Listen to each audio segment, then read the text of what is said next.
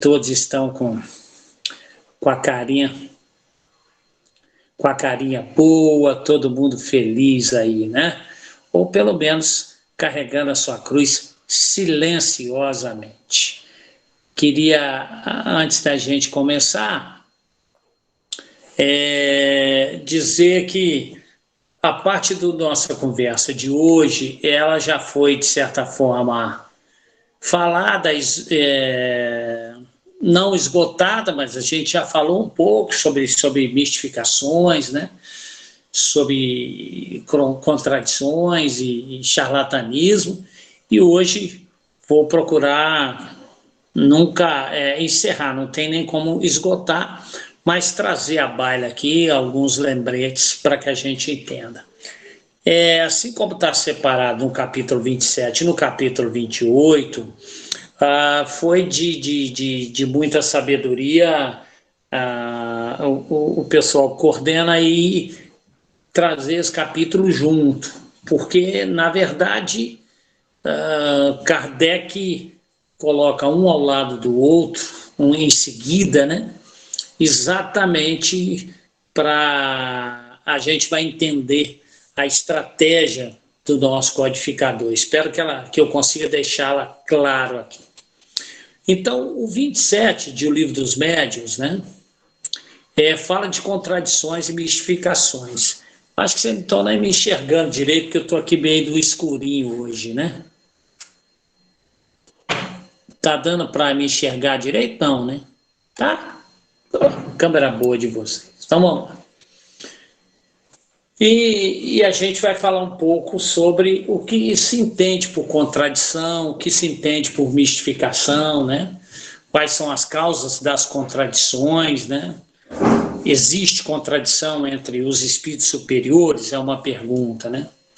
E também por quais os meios que nós somos mistificados. E como a gente precisa entender, sob a ótica filosófica da doutrina espírita, essa, entre aspas, busca da verdade, né? O que representa essa busca da verdade? Qual é essa verdade, né? Bom, contradição, a gente sabe que se refere à divergência de opinião. No nosso caso, em torno, especificamente nesse fórum, a gente falando, são divergentes de opiniões em torno dos fenômenos espirituais, né? Então, há divergência de opinião, né? Há opiniões que os efeitos físicos deveriam continuar de uma forma mais contundente, mais presente. Há quem defenda, inclusive, que esses fenômenos muito contundentes, eles aumentariam o nível de crença na doutrina espírita, né? E a gente tem visto, e aí é uma opinião pessoal também, que passa a ser uma contradição ao que dizem, não foi bem assim, né? Muito pelo contrário, os fenômenos de efeito físico muito mais recentes tiveram como consequência, né, escândalos, né? Então, há uma diferença, porque desde a época de Kardec a gente vai ver a ciência torce um pouco o nariz, né, para os fenômenos espirituais. Kardec enfrentou muito isso, a gente sabe, e a gente vai entender o porquê lá no charlatanismo e prestidigitação, exatamente porque ele tinha essa preocupação, porque ele não tinha o respaldo da academia científica, né? Torcia o mesmo nariz para isso, e a gente já tocou nisso. Vou relembrar que está exatamente dentro da conceituação do fenômeno físico, que uma das suas características é a repetição. E nos fenômenos desse relacionamento com espíritos que possuem livre-arbítrio e a sua individualidade, repetem os fenômenos segundo a vontade do espírito comunicante, e que pode produzir o fenômeno uma vez, duas vezes, três vezes e depois não se repetir mais. Assim, um exemplo clássico disso, dentre vários, foi o da Kate King, com William Crookes, né? E que chegou o momento que, após várias e várias e várias materializações, ela disse: estou me despedindo. Né? Entrou de braço dado com ele, abandonou a cabine, passeou pelo salão, tocou-se, deixou ser tocada, né? Deixou até mecha, pedaço do seu cabelo ali materializado, bom, enfim, né? Que obviamente se materializou depois. E também, eu já disse aqui que aí em Juiz de Fora, não sei como anda, se alguém já frequentou o Amor ao Próximo, lá existia um museu das sessões de materialização que eram feitas lá com muito rigor, com muito controle, com muita seriedade, né? Então há objetos lá retorcidos, em que os espíritos lá deixaram as marcas mais diferentes e impensadas, né? Enfim, então, mas teve um momento. Esse é um exemplo hoje muito claro na questão da contradição, bem como dentro do fenômeno físico, as cirurgias espirituais no corpo físico, né? Que a gente passou por exemplos, assim, cenas até um pouco, respeitosamente aqui falando, mais bizarras, né? O canivete enfiado, o nosso médio lá, Zé Arigó, que era tido como o curandeiro, né? Da faca enferrujada, não é? E assim outros que vieram no outro caminho e que também há, né, toda uma defesa de que esses fenômenos deveriam, né, continuar, porque isso daria robustez à crença, né, na comunicação dos espíritos, na existência dos espíritos. De uma forma mais perto de nós, aí das transcomunicações, aparelhos radiofônicos, enfim, em que eu particularmente já acompanhei trabalhos como esse. Eu me lembro num encontro da própria Comejus, na Universidade Federal de Juiz de Fora, ficamos lá uns 5 dias, né? Foi a época do carnaval e em paralelo estava lá, né, também aqueles que eram cientistas adeptos lá das transcomunicações, enfim. E que, enfim, essas são as contradições. Então, estão baseadas nas divergências de opiniões em torno dos fenômenos espirituais. As mistificações, volto a reafirmar, aqui no nosso âmbito, nesse fórum específico aqui que estamos, espírita, elas estão ligadas aos espíritos enganadores, principalmente aqueles que tomam nome de pessoas famosas, né, nas suas manifestações. A gente viu médiuns aí manifestando o grande rei Salomão, e tantos outros aí, né? E então há muitas das vezes essa mistificação. Bom, há que relembrar algumas considerações que eu gostaria de fazer, considerações iniciais. Desculpa se eu vou ser repetitivo, mas é preciso que a gente traga para que isso pavimente esse nosso bate-papo aqui. Bom, a primeira coisa que a gente precisa relembrar, que todos sabem que a mediunidade é uma faculdade humana, é uma faculdade natural, né?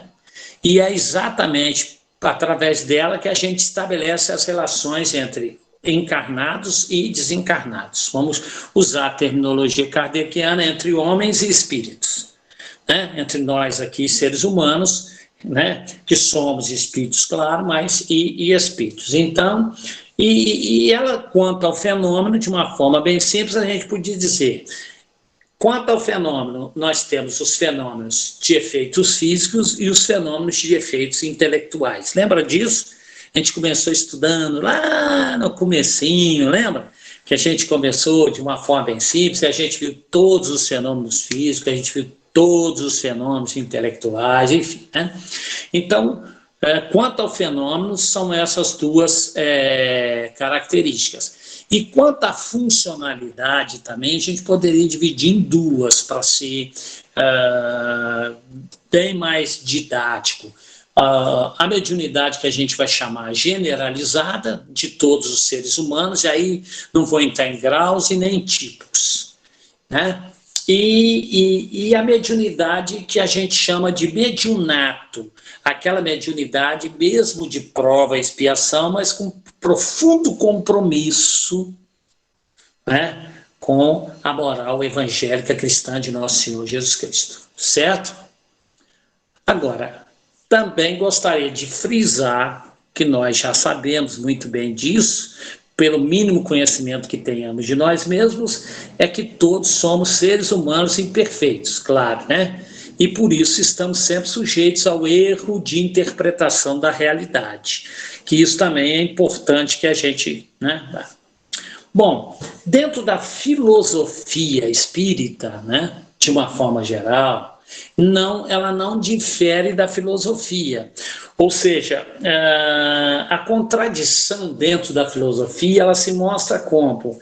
Sempre no discurso, sempre na opinião, né? Não há contradição no mundo real, porque a realidade ela vai ser sempre o que ela é, independente do nosso julgamento. Um exemplo simples, você pode dizer que o círculo é quadrado. Isso é uma contradição, porque o círculo é o quê? No mundo real, ele é redondo. Então, é uma flagrante contradição. Estou falando de um ponto de vista da filosofia, né? Dentro do espiritismo, né, há contradições, e a gente precisa examinar um pouco essas contradições e as suas causas. Se não, vejamos. Então, dentro da doutrina espírita há contradição, como a gente disse, nas divergências de opiniões em torno, por exemplo, dos fenômenos mediúnicos. Muito propenso a isso são as psicografias.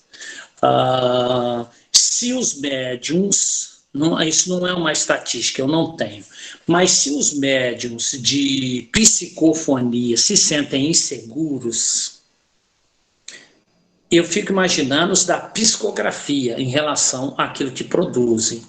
Por quê? Porque a verbalização, com exceção de reuniões em que são gravadas as comunicações, elas são ditas e são levadas pelo ar ali. Mas as psicográficas, elas ficam registradas, né? Então, obviamente que o nível de responsabilidade na produção, ou pensando nas consequências daquela mensagem, né? Os médios de psicografia realmente levam um tempo muito maior para revelar, coisa que não dá para acontecer no médio de psicofonia, né? Porque o espírito fala, ele às vezes pode alguém ter passado por isso, há muito tempo trava a comunicação, né? Porque no momento em que capta a onda mental, capta, né, o que o espírito quer dizer. E muitas das vezes o médium exerce um filtro muito rigoroso, né? Ele mesmo ainda não está seguro, então ele consegue barrar a comunicação. A psicografia, há uma certa tranquilidade, porque não necessariamente eu preciso apresentar o meu caderno, né, onde eu faço as minhas psicografias para alguém. Normalmente, há uma praxe da doutrina espírita em que os médios psicográficos discutem o seu material, a sua produção mediúnica, às vezes com uma, duas, três pessoas ou da sua, né, que se identificam, né, com a seriedade, com a coisa, e tem credibilidade para lhes dar um feedback. Isso é muito comum, e guardam aí as suas mensagens durante muito tempo. Alguns nem as revelam, outros até as publicam tempos depois, né? Eu conheço uma série de médios psicográficos que, muito tempo depois, retiraram, né, algumas páginas psicográficas, fizeram algumas revisões e editaram livros, né, de mensagens, livros de poesias, enfim, né? Então, a gente sabe que essa contradição é um fenômeno mediúnico. Agora, muitos adversários do espiritismo, eles se baseiam nas contradições dos espíritos para denegrir os fundamentos doutrinários, né? Então, aí a importância nossa, né, nós médios, que Kardec chama a atenção sobre isso, né, da nossa importância. Hoje a gente entende, a preocupação do codificador era tamanha em relação a isso, exatamente, porque os detratores, vamos dizer assim, né, do espiritismo, eles estão muito propensos a denegrir, né? Estão procurando com a função. E aí a gente entende a extrema sensatez do nosso Kardec quando sofreu uma pressão enorme, que é até hoje uma divergência no mundo espírita, de que o espiritismo deveria ir para a praça pública, né? Se popularizar. Que o evangelho do nosso Senhor Jesus Cristo deveria ser colocado. Jesus falava para a multidão, a gente ainda ouve isso, né? E nós, espírita, queremos falar só no centro espírita, né? E a gente tem encontrado hoje, obviamente, acompanhando o desenvolvimento científico, os programas na rádio, mas que foram combatidos muito, eu digo até internamente, né? De que não se deveria fazer programa de rádio, né? De que não deveria... eu me lembro bem disso, né? Bom, vivi um pouco isso nessa época aí, que começaram a fazer trabalhos no rádio e tal. Essa época eu estava em Ribeirão Preto, morando em Ribeirão Preto, e lá tinha um casal que tinha uma estaçãozinha de rádio, frequentava o centro, e eles tinham dificuldade de pessoas para participar, né? Eu andei participando lá. E porque acreditava na proposta, né? E por causa disso existia, de certa forma, contradições, né? Mas o mais importante é que nós precisamos aqui começar a entender desse assunto, né? Das contradições, e que a gente precisa começar, e aí eu recomendo, baseado no que a gente tem lido em Kardec, a nos identificar primeiro com a natureza do mundo invisível. Vamos lá. Em primeiro lugar, os espíritos não pensam da mesma maneira. Por quê? Simples de entender. Há uma infinidade de graus de evolução. É claro isso? Faz sentido para todo mundo, né? Então, a gente vai ter espíritos que não pensam da mesma maneira. Então, há assuntos... Eu fico vendo até hoje, as pessoas ficam aí questionando o próprio livro dos espíritos, pegam lá... Não vou nem falar aqui para não atiçar muito, né? Porque isso vira um celeuma danado. Então, as pessoas vão lá, né? Por exemplo, eu já até conversei muito com o Renato, e muito não, já conversamos sobre esse assunto, né? Que o Renato é um militante também dessa causa, que é a raça negra. E a gente já viu que há textos lá em que as pessoas acusam frontalmente de Kardec de ser racista, né? Baseados em algum texto. Não quero levantar esse celeuma aqui. Tá claro? E se esquecem, né, de que não é uma leitura superficial, né? Não é uma leitura superficial. Eu não estou aqui com autorização, muito menos do seu Kardec, para fazer uma defesa, mas me sinto na obrigação, claro, porque já, de certa forma, já li a respeito, já fui questionado sobre isso, e aí tive que estudar com um pouco mais de profundidade para poder emitir uma opinião, que é apenas uma opinião dentro das minhas limitações. E que a gente vê que como as pessoas têm um entendimento muito maior dessa questão. Mas não quero me basear nisso para que isso não seja o assunto da noite, né? A gente precisa começar a detectar de uma forma mais simples quais são as causas das contradições. Primeiro, Pode ser também ignorância de certos espíritos, claro, uma infinidade de, né? Nós temos aí a companhia, eu vou pedir licença para usar exemplo de espíritos aí conhecidos de nós dentro de casa. Nós temos a companhia de espíritos como Guarani, como João Monteiro e uma série de outros, o próprio Januário da Glória. Claro que são espíritos que possuem aí uma grandeza espiritual aí, né? Senão não estariam à frente de uma casa secular como é o Fé e Caridade, né? Com o tamanho da responsabilidade, que são mais de 100 anos, muito mais de 100 anos de trabalhos ininterruptos, né? Vamos chamar assim. Mas também não faz sentido que eles também tenham as suas limitações? Claro que tem as suas limitações, não é verdade? Mesmo sendo espíritos considerados espíritos iluminados, muito distantes, né, de nós em relação a essa, mas possuem sim as suas limitações, né? É claro que sim, né? Há outros critérios também, pode ser, e isso a gente enfrenta muito, a velhacaria, né? Eu me lembro de uma época em que nós, das reuniões mediúnicas, trabalhávamos com um espírito que sempre se apresentava a toda reunião, portador de um conhecimento filosófico enorme, enorme. E ele ia exatamente para celebrar um embate filosófico. Então, toda a reunião de sexta-feira, a reunião de desobsessão, estava ele lá, prontinho, né?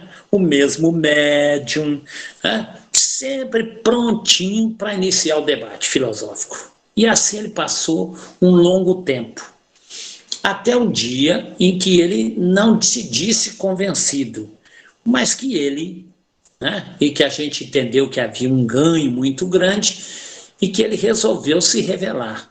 Era um espírito de uma vivência bilionar, segundo ele, era um dos iniciados nas pirâmides egípcias, naqueles cultos, né? Então, um espírito que trazia uma bagagem, não estou dizendo que era a última encarnação dele, talvez ele já estivesse no estágio de lembrar, né, dessa, ou como poderia estar na erraticidade também, há muito tempo sem reencarnar.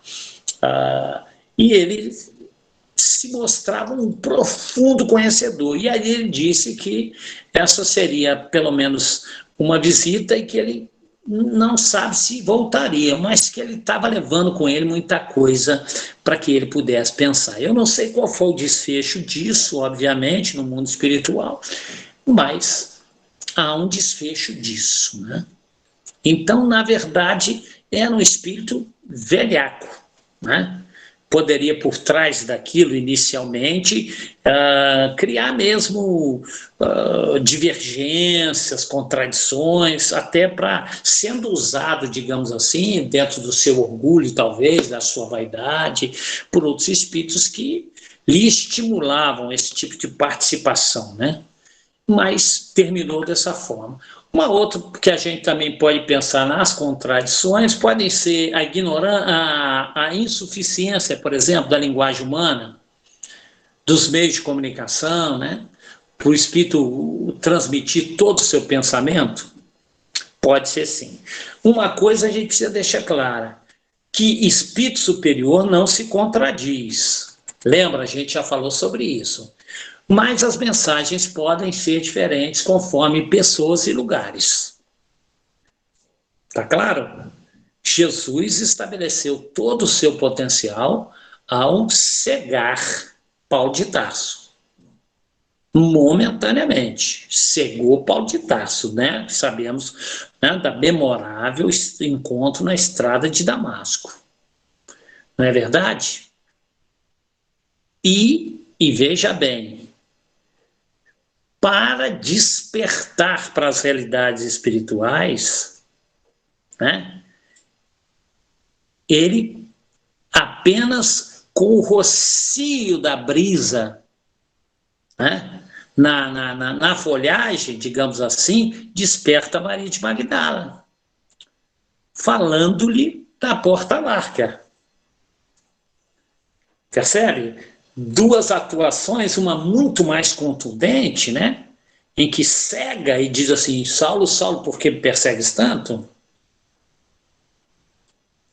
E outra, Maria de Magdala fazendo-a pensar na questão da porta larga e da porta estreita. Não é assim? Então, estou pegando grande referência a Jesus, que falava realmente por parábolas e que algumas eram portadoras de um grau de entendimento, de transbordamento filosófico.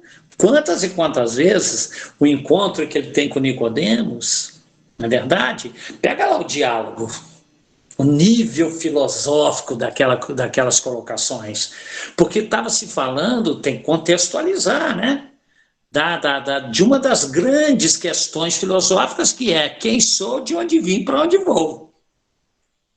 Não é verdade? Que a filosofia gira basicamente em explicar isso, né? Ou a busca pela verdade, né? Nessa explicação. E aí, esse é o grande diálogo que ele estabelece, mas era Nicodemos, né? E falava simplesmente com os mais simples também. Vá, não peques mais, tua fé te salvou. Então, os espíritos superiores não se contradizem, né? Ou seja, a contradição, muitas das vezes, ela é apenas aparente. Há uma série de textos colocados no próprio Evangelho que pode parecer contradições, né? Odiar mãe e pai, não é verdade? Tomar pela força, não é? Há expressões evangélicas que, né? Quem é minha mãe, quem são meus irmãos? Um grande exemplo, Senhor, sua mãe e seus irmãos estão aí, querem falar contigo. Eu? Quem é minha mãe? Será que Jesus estava negando Maria? Claro que não, né? E que os detratores vão pegando como se isso fossem as contradições, né? Na verdade, os espíritos superiores vão sempre empregar linguagem diferente sobre o mesmo tema, né? Porque Jesus, sobretudo, era a personificação da misericórdia. E, diferentemente de nós, Jesus jamais usaria ou entenderia ser conveniente atacar bruscamente os preconceitos. Nós é que somos mais assim, né, impetuosos. A gente já quer logo atacar os preconceitos, né? Né? E Jesus falava dessa forma. Aliás, os bons oradores fazem isso, nunca atacam os preconceitos, né? Porque não querem perder o ouvinte. Os espíritos maliciosos, sedutores, toda a sua linha de discurso é bem nisso. O importante para eles é não perder o ouvinte, para ir ganhando, né, autoridade com aquelas que dão, né, ouvidos, né? Os espíritos superiores vão, os guias e protetores vão de pouco a pouco. Esse é o papel que os nossos guias espirituais realizam junto a nós, né? Porque muitas vezes a gente acorda aborrecido porque a gente dormiu à noite pedindo ao nosso guia espiritual que nos desse uma solução para determinado problema, que a gente sonhasse com ele. Lembra? A gente falou sobre isso, que a gente possa fazer um passeio e a gente não sonha nada, a gente não faz passeio nenhum, não é verdade? Por quê? Porque os espíritos do próprio grupo, quantas vezes no grupo espírita se pede para o guia protetor manifestar, para resolver, para trazer uma palavra, né? Na verdade, o comportamento dos espíritos de luz é nos levar pouco a pouco à verdade, né? Ainda, por quê? Porque nós precisamos ensaiar um melhor comportamento, né? Que é um comportamento para a vida, é um comportamento para a nossa aquisição de sabedoria, né? Consolidação do conhecimento, na sabedoria relativa do momento que vivemos, né? Que é aprofundar as respostas e meditá-las assim mais longa, mais seriamente, né? A gente, às vezes, larga as respostas, né? Porque isso é um estudo que a gente tem que fazer. E é preciso que a gente realmente tenha tempo. Aliás, como para tudo mais, né? O tempo, obviamente, está conosco. Então, os espíritos procuram nos levar à verdade em doses, como dizia o Maróculo, em doses homeopáticas, né? E mesmo assim, a gente precisa pegar essas dosezinhas, essas respostazinhas, aquela frasezinha bem colocada, o Emmanuel é muito bom nisso, né? E meditá-las mais longas, seriamente, não é?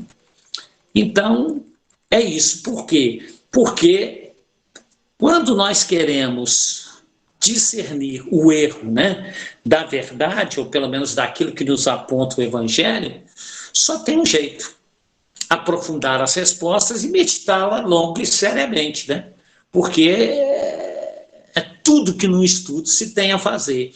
Eu sei, falo isso aqui muito tranquilo, que é o comportamento do grupo de segunda-feira, que a gente também teve, lembra disso? Que a gente teve que abrir uma discussão, porque uma série de componentes bem intencionados, obviamente, que são os nossos companheiros lá, eles querem pegar um livro, nós falamos outro dia, eu e a Cilinha, a Célia, e querem, vamos embora, a gente precisa terminar esse livro para a gente passar para o outro, não é? Então, é sempre assim, né? E quando a gente andou fazendo uma saída, por exemplo, que eram muito interessantes, né? Nos nossos estudos em conjunto, lembra? E que a gente, assim, para mim foi um marco, assim, muito bacana, quando a gente estava estudando o livro dos médiuns e a gente foi lá para Gênesis. E que nos enriqueceu tanto estudando o quê? Fluidos, né? Então, sem nenhuma preocupação desse segmento, a gente foi lá para a Gênesis, da Gênesis de Fluidos nós fizemos uma caminhada por tanto lugar, né? Que aquilo foi abrindo o horizonte. Então, na verdade, é isso, né? O estudo requer muito isso. Então, a gente precisa, é recomendação do próprio Kardec, estude, compare, aprofunde sem cessar, porque toda verdade tem esse preço, nós sabemos disso, né? Ninguém vai conseguir avançar no conhecimento da verdade se a gente continuar interpretando tudo segundo as mesmas ideias estreitas, né? Está cheio de ideias estreitas aí que são tomadas por grandes ideias, e a gente vê toda hora um monte de gente embarcando isso, né? Eu falo aqui especificamente hoje sobre as religiões, mas há em vários setores, né, das sociais, ideias tão estreitas que são tomadas por grandes ideias, né? Como elas conseguem arrastar, né? Filosoficamente a gente diria, quando estamos baseados, né, achando que vamos encontrar, digamos assim, avançar no conhecimento baseado em premissas estreitas, né? Usando uma figura em filosofia que é muito, muito legal, de retórica, que diz: não vai se conseguir ver longe, muito longe, subindo em ombro de anão, né? Então, nada contra os anões, eu estou dizendo só, não dá para ver longe subindo nos ombros desse pessoal aí pequenininho, tá bom? Então, essa seria. Na questão das mistificações, há uma responsabilidade chamada de responsabilidade mediúnica, né? Quando a gente não educa convenientemente a nossa mediunidade, é claro que a gente passa a ser uma presa fácil de espírito brincalhão, né? Então, uma vez num grupo de educação mediúnica, a gente precisa pautar pela presença constante, né? E muito foco e responsabilidade e dedicação. A gente tem falado isso. São voluntários? Então, na verdade, a gente precisa ter esse compromisso mesmo, porque se a gente não educa a mediunidade, inevitavelmente seremos presas fáceis de espíritos brincalhões. Entre os meios que os espíritos mistificadores empregam, né, em primeiro lugar, os mais frequentes são aqueles que estão muito vinculados à nossa vaidade, né? Quer ver? Revelação de pretensos tesouros ocultos, né? Divulgam muitos fatos das nossas reencarnações, né? Dão uma suntuosidade, não é? Eu mesmo, se eu tivesse que ouvir quem eu já fui em outra vida, eu não estava nem aqui falando com vocês, réis mortais, né? Entende? Era mais ou menos assim, né? Então, a gente precisa realmente, né? Antes até a gente ficava meio chateado quando havia umas coisas assim, né? Mas depois a gente vai aprendendo, ó, né? Porque teve um dia, eu já contei para vocês, teve um dia também que eu tive cara a cara. Nesse dia eu acreditei mesmo, né? Na reunião mediúnica, eu acreditei com o inquisidor lá da idade, da Inquisição.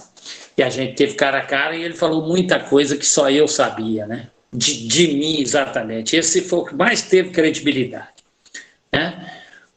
Embora, quero dizer que a gente não está tão livre assim das mistificações, né?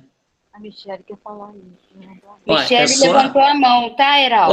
Ô Cecilinha, você que está encarregado. Pois é, a Michelle levantou a mão. Vamos lá, Michelle. Perguntar, Heraldo. Um desencarnado na reunião mediúnica consegue enganar o outro? Tipo assim, a gente está lá na reunião mediúnica no Fé.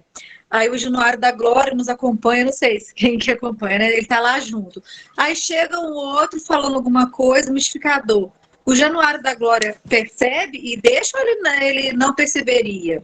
Um espírito assim superior consegue ver esse mistificador? Ah, com certeza. Não que ele possua superpoderes, ele não é um super espírito, né? Digamos assim. Eu fico até um pouco constrangido de dizer isso, porque eu quero que vocês entendam bem. Estamos falando de um espírito, só para vocês terem uma ideia. Quando a gente fala do Januário da Glória, é um espírito que quem é médio vidente não consegue vê-lo. Não consegue ver os seus contornos, em função da irradiação, da luminosidade que ele irradia. Não consegue dizer se o nariz dele é fino, se é adunco, se é... Não consegue. Se é grande, se é pequeno, é isso que eu estou querendo dizer. Tá claro? Então, primeiro, veja bem o que eu vou dizer dele. É um espírito de alta envergadura, é claro, tem um conhecimento proporcional ao seu. No plano em que ele atua, né, com esses espíritos ainda muito materializados aqui na Terra, facilmente, percebe? Muito facilmente. Agora, nós é que estamos muito mais sujeitos, sabe? Por quê? Porque é muito simples de entender, né? Nós transparecemos muito facilmente as nossas limitações, os nossos pontos fracos, eles são muito visíveis. Basta, veja bem, faz um exercício. Se alguém que caminhasse ao seu lado e você pudesse dizer para ele em voz alta tudo aquilo que você pensa, mesmo os pensamentos mais tudo, sem exceção, ele no final do dia conheceria as nossas fraquezas. Concorda? Olha, principalmente os nossos pensamentos, eles são visíveis, vou chamar audíveis, por espíritos de baixo teor vibratório. É só ficar conosco uma semana, sabe exatamente as nossas fraquezas. Conhece-nos perfeitamente. Então, nós somos muito livres. Alguém vai me perguntar, olha, porque tem aquela que diz assim, há uma contradição também, que se busca ser uma contradição, que não é. Quer ver? Me lembrei de uma clássica aqui. Os espíritos influenciam os nossos pensamentos? Aí está lá a resposta do livro dos Espíritos. Claro, muito mais do que imaginais. De ordinário são eles que vos governam, ou vos dirigem, em algumas traduções. Há toda uma estrutura de discussão em que se diz o seguinte, espera aí, se eles nos governam, eu não tenho mais responsabilidade, não tenho livre-arbítrio. Se eles me governam, eu não tenho responsabilidade pelos meus atos. Sou governado, são eles que me dirigem. Percebe? É uma falácia. Premissa falsa, conclusão falsa. Por quê? Porque o problema não está, né, em ser dirigido ou não. Porque, por exemplo, eu responderia para aquele que pensa assim, se você é bem intencionado, se você quer levar a vida com seriedade e atingir os propósitos da evangelização de si mesmo, o que você acha de ter o Bezerra de Menezes te dirigindo o dia inteiro? Bom, tá bom? Então o problema não está em ser dirigido, e sim na qualidade. Aí vem Erasto dizer, nós não podemos proibir as aves de rapina de voar nos céus, mas podemos sim impedi-las que façam ninhos sobre as nossas cabeças, que vai uma distância muito grande. Então, nós não estamos livres das mistificações, mas podemos preveni-las. Faz sentido? Não é? Então, tem coisas que são suspeitíssimas à primeira vista. Eu vejo no próprio WhatsApp. Às vezes, em determinados grupos, se toma até uma decisão bem radical de dizer, não posta nada aqui referente a isso, não. Há grupos que falam só coisas mesmo do evangelho. E de vez em quando ele arruma uma coisinha aí de um fake news dizendo que isso aí foi mensagem espírita do Bezerra, do Chico. Então, eu vou te contar uma coisa, né? O Chico escreveu, psicografou mais de 400 livros e tem gente ainda dando valor danado a determinadas coisinhas que o Chico já mandou do lado de lá, mas não conhece, não leu uma obra da primeira à última página do livro do Chico. Ele deixa 400 e tem alguém preocupado com as mensagens que estão chegando do Chico. Eu já peguei receita para emagrecer do Chico Xavier. É verdade. Olha, por quê? Porque, claro, olha a dor de um monte de gente. Vai lá na dor, preciso emagrecer, quero emagrecer, mas quero fazer um milagre, né? Não quero só cortar o carboidrato, aumentar a minha atividade física, não é verdade? Não quero só isso, não, aumentar o gasto calórico, entende? Igual esses caras que estão de bike aí todo domingo, vou contar aí o segredo, tem umas bikes ali que é elétrica, aí fica fácil, tá certo? Então, na verdade... Geraldo, Oi. Eu tenho que me retificar aqui. O Luciano pediu a palavra. Eu, então, que seja concedida ao Luciano, ou o Renato, tanto faz. Depois a Maria, tá? Depois a nossa querida Maria. Esse nome tem moral. Ô, Celinha, você é amor puro, tá bom? Obrigado, não precisava não, somos todos aqui um corpo só. Ô, Heraldo, boa noite. Eu tava lembrando aqui e meditando um pouquinho, o Divaldo uma vez discutindo essa questão de livre-arbítrio mesmo, né? Já que nós somos governados pela espiritualidade, e vem a questão, né? Será que realmente, na realidade, temos livre-arbítrio? Ele coloca uma coisa interessante, que temos livre-arbítrio, sim, porque nós escolhemos a sintonia. Eles estão por aí, né? Não tem como evitar o voo de todos eles, de todas as gradações em termos de grau de evolução mesmo, está além da nossa... Não somos nada, né, para não permitir que isso exista, sabe? E que não esteja junto conosco. Então, assim, cabe a nós mesmos modular a nossa frequência, a partir daí nós fazemos a nossa escolha, o livre-arbítrio. Sim, é bem isso. Até porque, se a gente for pensar bem na constituição do ser humano, de nós como seres humanos, invariavelmente, nós não somos inimputáveis, né? Ou seja, não é porque nós somos guiados por ele que eu não vou responder por isso, daquilo que eu fizer, das minhas ações influenciadas por eles. Eu vou responder por isso, não tem como, não vai ser o Heraldo, claro. Não vai ser a Célia, é o Luciano que vai responder por isso. Claro. Mas o meu livre-arbítrio incide exatamente nisso, com quem que eu vou me conectar. Uma das formas claras de entender isso, também, para mim, obviamente, imagina que nós estamos sujeitos às influenciações diárias. Claro, somos uma antena. A gente já falou do papel do nosso guia protetor na reunião passada, lembra? Cujo objetivo principal qual é? De ser um coach, um mentor mesmo, a própria palavra diz, né? Nessa nossa travessia, há uma preocupação, porque é a missão dele, é a função específica dele, né? de estar junto a nós nesse momento de decisão. Vamos imaginar que a gente, obviamente, escuta, vou botar do ouvido direito, né? Porque sempre fala que a esquerda, para não falar que a esquerda quer coisa ruim, que a direita quer coisa boa. Então, no ouvido direito, o obsessor nos influencia para algo. Certamente, no ouvido esquerdo vai alguém, o nosso guia protetor, criar a contradição, contrabalançar, equilibra-se, nós optamos, livre-arbítrio trair.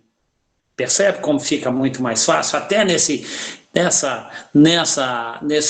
emaranhado daquilo que absorvemos. Agora, o curioso é o seguinte, as pessoas deixam de ir à reunião, as pessoas abandonam os compromissos doutrinários, e a primeira coisa que alegam é falar, ai meu Deus, eu estou mesmo pesado, obsidiada, porque eu não consigo ir ao centro. Chega na hora de ir no centro, eu tenho dor de cabeça, eu tenho isso e tal, e a gente, muito fraternalmente, né, pela imposição da fraternidade, a gente diz, mas a gente precisa perseverar, leva uma palavra de ânimo, mas lá dentro de mim eu não posso mentir. Eu fico pensando assim, como o obsessor consegue, né, obstruir a ida da pessoa à reunião e não tem guia e protetor que consegue influenciá-la a ir? Percebe? Tem alguma coisa errada aí. Né? Então, olha, eu não estou conseguindo ir porque eu tenho optado pelas influenciações de não ir. É mais real. Agora, também, sinceramente, eu acho injusto com os obsessores, sabe? Imputar a eles toda, né, digamos assim, a essa consequência, não é verdade?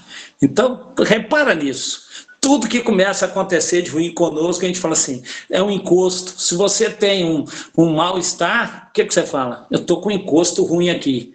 Não é a feijoada com banana nanica que você comeu, né?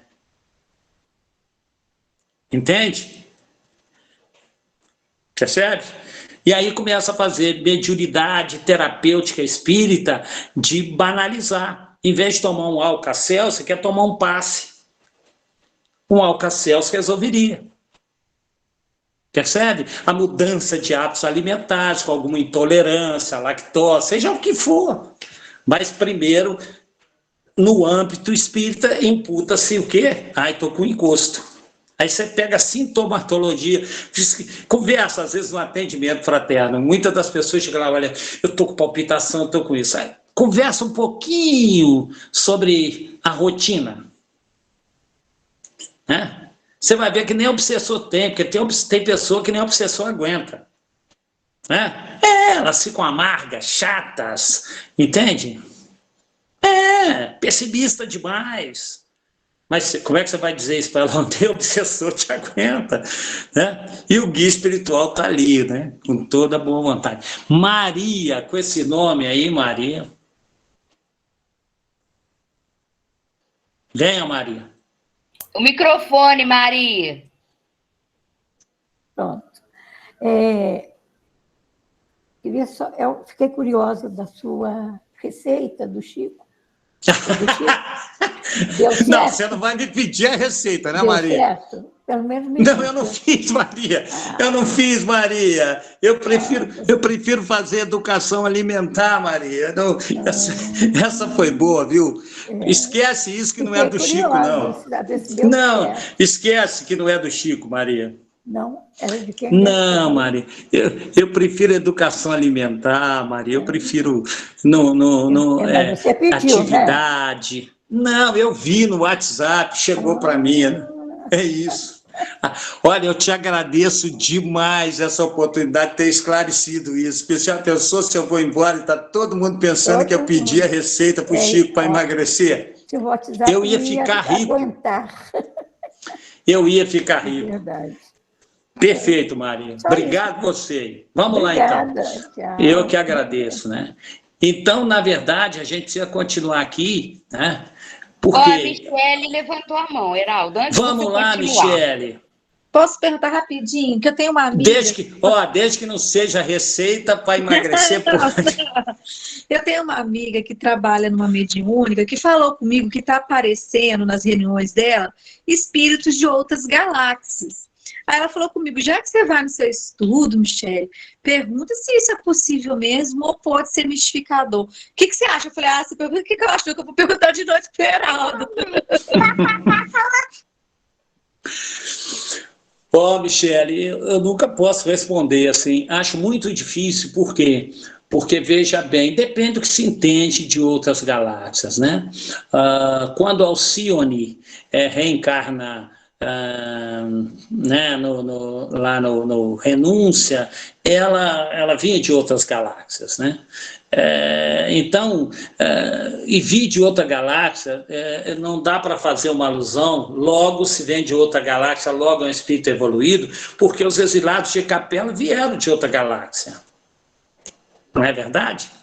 E que eram espíritos aí com compromisso terrível, uma dívida muito grande, moral, principalmente, né? Então, se você perguntar nisso, pode ser um espírito que tenha vindo, digamos, lá da constelação do Cocheiro, lá desses espíritos que vieram, que ainda está reencarnado aqui na Terra, que não são poucos, ainda tem muitos daquela época que aqui estão, né? Então, ele não mentiu, né? Ele foi ardiloso ao dizer, sou de outra galáxia. Ele não mentiu, né? Mas se a ideia que me parece é dizer que ele está vindo, que hoje ele habita, sei lá, Júpiter, Marte, Andrômeda, sei lá, não sei aonde, e que ele veio só para isso, aí não, acho que está exótico demais, a gente precisa ter um pouquinho de bom senso. E aí eu falo para você também o seguinte, fala para ela, o Erasto mandou dizer a ela o seguinte, que se ela negar 10 mentiras e aceitar só uma verdade, ou negar 10 verdades, vai ter problema para ela não. O problema é aceitar uma mentira. Tudo bem? Se ele é de outra galáxia, você fala assim, não está com cara não, está com cara de ter vindo de Juiz de Fora, lá do fundão do Poço Rico, divisa aí com o bairro de Lourdes, Morro da Boiada. Ele não vai ficar triste, não. Ou de Cabo Frio, né? Ou de Cabo Frio. Tá bom? A Célia tudo é Juiz de Fora. Aí, Heraldo. Pois não, Célia. O Heraldo, se você me permite, a Michele, só completando, é que o mais importante não é o endereço do espírito, né? É a mensagem, é o conteúdo da mensagem que ele traz, né? Mas já traz isso para impressionar, né? Sou de outra galáxia. Aí fala eu vejo falar de avanço científico de outros galáxias, o Espírito fala, porque lá tem isso, lá tem aquilo, aí a gente fica babando de inveja, na verdade, coitadinho, né? Bom, é isso. Então, eu estava dizendo que a gente pode prevenir, né? É simples, à primeira vista, quer ver? Isso é uma característica que não muda. Heraldo, a Regina levantou a mão. Já vou aí, vou só concluir aqui, tá ótimo. Predições com épocas fixas, vai acontecer isso no dia tal, do tal, né? Predições do que diz respeito a interesses materiais, né? Entende? E essas teorias que muitas das vezes espíritos trazem, principalmente se elas se afastam dos objetivos morais das manifestações. Qual é o objetivo moral de uma manifestação? Isso é muito importante que a gente entenda. Já falamos sobre isso numa reunião mediúnica, quando há uma manifestação de um espírito sofredor, qual é o objetivo moral daquilo? Ele está dizendo para mim, para você, para todos nós que ali estamos, o seguinte, não faça o que eu fiz, porque essa é a condição, está vendo aqui, que você vai chegar no mundo espiritual. E quando nós vemos a manifestação de um espírito redimido, ele também está dizendo, faça o que eu fiz, porque olha a condição que vocês vão chegar aqui no mundo espiritual. Essa é o principal objetivo moral das manifestações, porque volto, desculpa a minha insistência, o principal objetivo da doutrina espírita qual é? É a moralização da humanidade. Não é revelação científica, não é, percebe? É a moralização da humanidade. Tá? Então, só fechando aqui para a Regina falar. Então, a verdade mesmo, quando é rude, vamos buscá-la incessantemente. Nós somos espíritos ainda, na nossa condição espiritual, muito ligados ainda, por isso que os espíritos não veem as nossas fraquezas, são muito ligados ao prazer, ao divertimento. E há uma tendência da gente procrastinar, deixar para depois, sabe? A busca daquilo que é muito importante para o nosso progresso espiritual. Fala, Regina. Que está lá. Opa. Boa noite, querida. Boa noite a todos que eu ainda não cumprimentei. O que você me fala de Nostradamus? Isso. Uma boa pergunta. Nostradamus, como vários espíritos, a doutrina espírita fala de uma forma geral de espíritos que tinham, na verdade, o quê?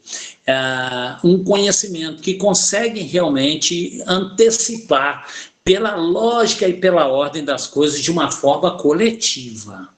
Né? Então tem uma visão, sim, de profundidade, claro que sim. Você tem na Bíblia muitos exemplos das pragas de José do Egito, né? Que anteviam uma série de situações plenamente plausíveis, né? E que dá para entender pela dimensão desse espírito, o espírito missionário, assim como foi Buda, né? Assim como foi Forrai, e tantos outros grandes enviados que possuíam uma visão de longevidade, que não é muito difícil, guardadas as devidas proporções, a você que é mãe, quando você diz assim para os seus filhos, isso vai acontecer assim.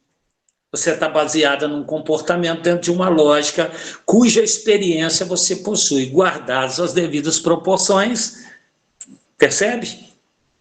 Uhum. Então, por isso que os espíritos dizem assim, ó, Kardec diz uma coisa, fora da caridade não há salvação, ele não é adivinho. Ou seja, fora do que é, qual o verdadeiro sentido da palavra caridade, como entendia Jesus? Então, benevolência para com todos, indulgência para com as faltas alheias e perdão ilimitado às ofensas. Então, Kardec está dizendo, por substituição simples, fora da benevolência para com todos. Não é verdade? Ele está dizendo lá, indulgência para com as faltas alheias e perdão ilimitado às ofensas, não há salvação. Ele é adivinho? Não, né? É um espírito missionário que enxerga realmente que esse é o melhor caminho. Então podem surgir, né? Claro, e estão aí todos os dias, guardadas as proporções, nos dando indicativos aí de que, ó, isso não vai ficar bom. Tem uma coisa que todo mundo deveria saber, que nós sabemos, a gente se esquece, e que isso eu vou fazer, então, uma de adivinho. Não sou nenhum Nostradamus, mas vou adivinhar. Aqui é fácil de dizer, muito fácil. Ou seja, as nossas ações do hoje constroem as nossas condições de vida amanhã. Mas guarde isso. Lógico, tem uma lógica nisso, que nós já aprendemos, é claro. É aquela questão, né, do você colhe aquilo que você planta. Isso. Repete muito o comportamento, um gesto vai virar um cacuete. Isso eu já vou te dizer. Se você começar a coçar muito aqui, quer apostar que daqui a um tempo você está com cacuete, né? Eu não sei, aquela questão das contradições, né? Que você colhe aquilo que você planta. Para mim, há controvérsias nisso. A gente só precisa entender. A gente precisa entender um outro componente. Não. A gente precisa só entender, a gente pode voltar a falar nisso. Hoje aqui não dá, até porque a Celinha já está com a sua linha aí, e o cara que vem depois de você é um cara prolixo pra caramba, que eu vi ele levantar a mão. Então, mas na verdade... Ele me viu levantando a mão, é familiar. Tem isso também. Então, por exemplo, o que eu queria dizer, no nosso comportamento, a gente precisa analisar a intencionalidade. Então, todas as vezes em que a gente, por exemplo, fala há uma intencionalidade, a gente tem que raciocinar como reencarnacionista que eu sou. Por exemplo, a ocasião faz o ladrão. Isso é para o mundo, que vê uma vida só. Para nós que enxergamos mais, não faz o ladrão, revela quem já o é em potencial. Sim. né? Aí Opa, nós temos... controverso. Isso, nós precisamos ter uma outra visão, é isso. Então, as contradições, que podem parecer contradições, depende desse olhar nosso, né? É igual, só para terminar aqui, nós fazíamos um trabalho lá na cadeia pública, não sei se a Célia chegou aí, a turma dos anos, né, Célia?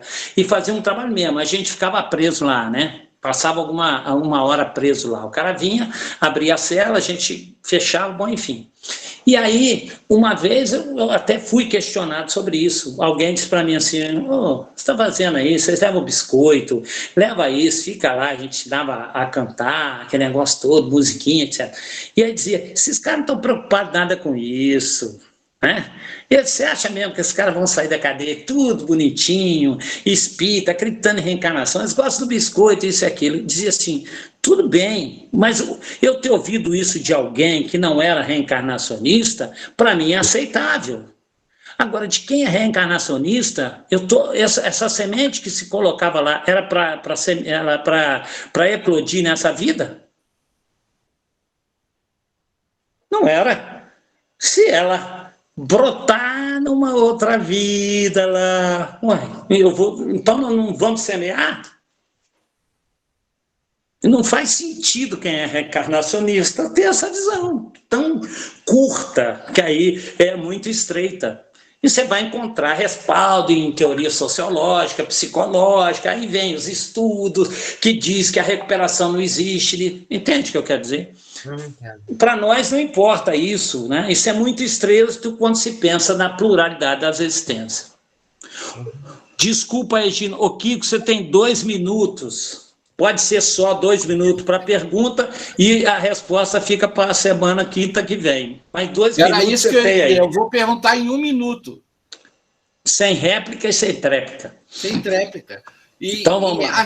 Acho bom mesmo, porque para ficar para a semana que vem, além do Boa, tempo... vamos fechar com a sua questão aí. É aquela variada, aquele exemplo que você deu de estar estudando o livro dos médios e foi estudar a Gênese e fluidos, certo?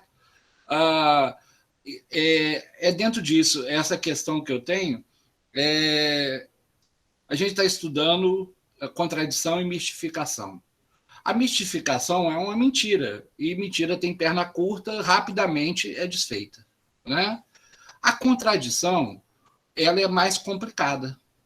Ela gera discussões, debates, né? Dúvidas, né? E acho que, a mim me parece, que para os espíritos encarnados que militam no espiritismo, a grande contradição é a questão do desencarne, da morte, que a maioria chama de morte, né? Como se fosse o nada, a destruição, a morte como sinônimo de destruição, e a baita contradição de que lá no plano espiritual é o nosso lugar, é de onde viemos e é para onde vamos voltar.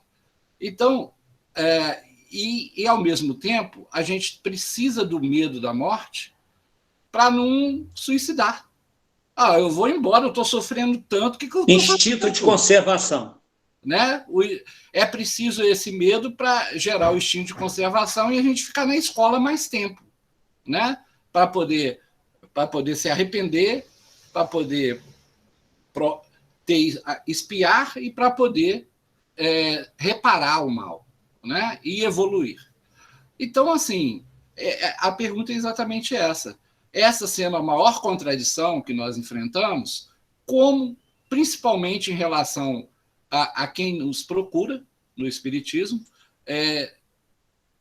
sofrendo muita dor do desencarne e essa sutileza de, sem desconsiderar a dor, e sem que a contradição que há na gente mesmo, espíritas, né, que a gente possa clarear, dar esclarecimento e consolar ao mesmo tempo. Uhum. Perfeito. Vamos terminar com deixar essa pergunta, né, Célia? A gente retoma quinta-feira. Se você quiser, ainda tem uns minutinhos. Então vou ser breve aqui. A grande questão... Gastar 3 minutos, tá? Gasto.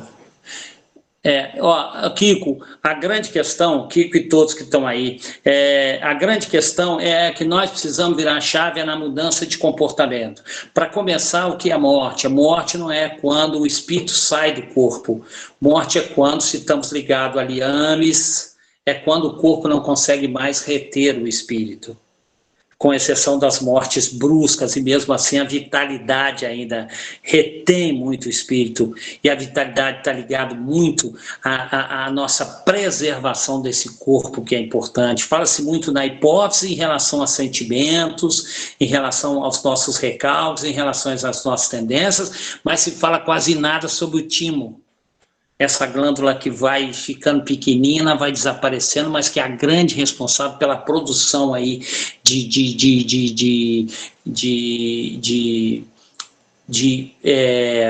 linfócitos T, né? Que é responsável pela imunidade fisiológica, tão importante para a preservação, o prolongamento dessa vida física.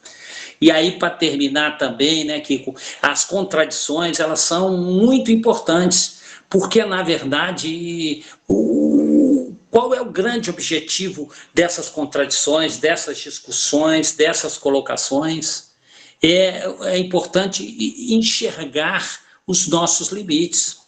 E aí eu quero terminar com um filósofo que não era nem espírita, acho que está até meio longe disso, mas que realmente é a coisa que é o Kierkegaard, ele já dizia: quanto mais conhecemos os nossos limites, mais livres nos tornamos. Eu até concordo com ele. Aí eu vou falar de um filósofo baiano, Gilberto Gil, tricolor de coração.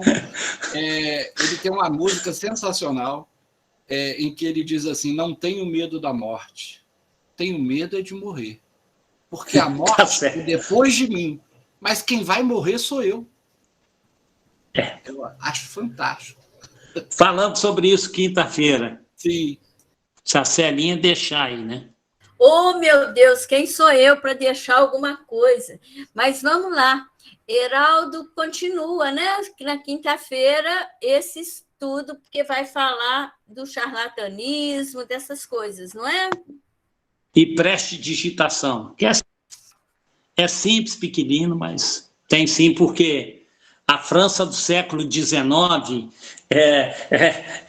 era muito isso, charlatanismo e prestidigitanismo. A gente entendeu o mérito do Kardec, como ele nadou no mar de tubarões aí. Ó. É muito legal isso. Combinado. Então, agora nós vamos passar para a segunda parte, em que nós vamos doar para aqueles que estão necessitados e também receber, porque não existe vai sem volta.